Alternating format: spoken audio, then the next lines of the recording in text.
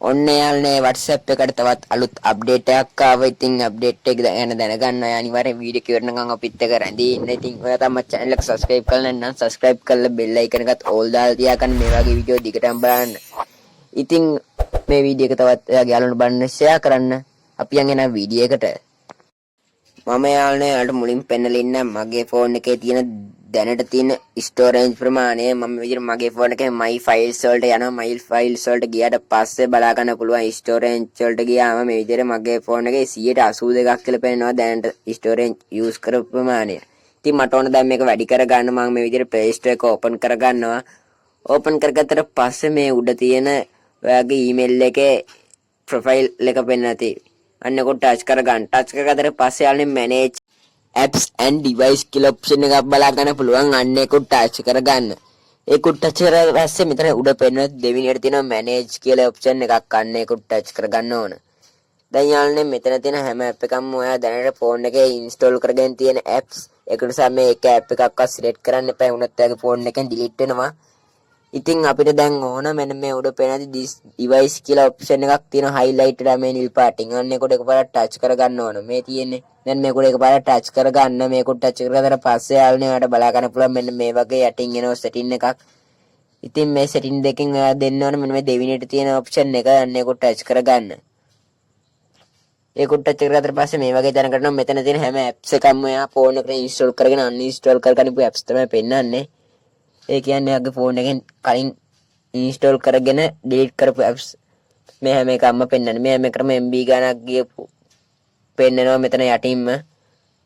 ඉතින් මේ විදිහට apps ගොඩක් තියෙන පුළුවන් ඔයා කවදාවත් මේ දේ කරලා නැති නිසා. ඉතින් මේ විදිහට මුලින්ම ෆෝන් එකේ මේ apps ටික සිලෙක්ට් කරගන්න ඕන ඔක්කොම. මම මේ විදිහට එකින් එක මේ විදිහට සිලෙක්ට් කරගන්නවා. මගේ ෆෝන් එකේ මම දැන් කාලෙකින් මේ දේ කරපු නිසා මට පේනවා ඇති apps ගොඩක් තියෙනවා මෙතන. මේ විදිහට මුලින්ම කරන්න ඕනේ මේ හැම apps එකම සිලෙක්ට් කරගන්න එක. මම මේ විදිහට හැම app එකම සිලෙක්ට් කරගන්නවා. මේ විදිහට apps සිලෙක්ට් කරනකොට උඩින් බලා ගන්න පුළුවන් apps වලට ගියපු MB ගණන. ඒ කියන්නේ වර පෙරට උඩම තියෙනවා දැන් MB ගණන වැඩි වෙනවා එන්න.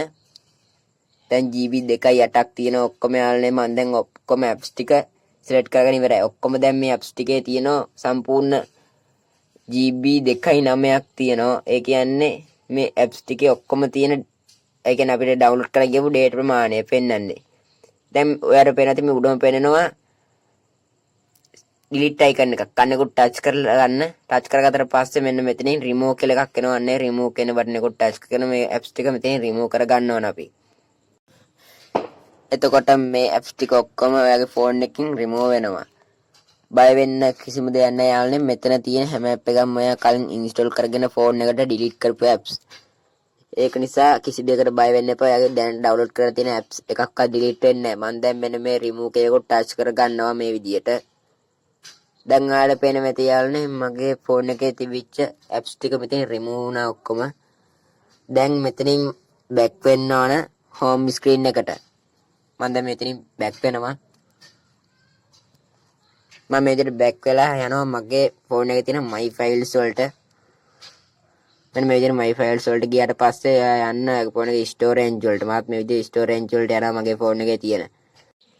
ඉතින් මෙතනට ආවට පස්සේ යාළුවනේ බලා ගන්න පුළුවන් දැන් 177යි used කියලා පෙන්නනවා. මගේ කලින් මෙතන පෙන්නුවේ 182ක්. මට තව 5ක් වැඩි කරගන්න පුළුවන් කමක් ලැබුණා ස්ටෝරේජ් එක. ඉතින් අනිවාර්යෙන් මේ දේ කරලා බලන්න ස්ටෝරේජ් එක වැඩි කරගන්න යාගේ ෆෝන් එකේ තියෙන.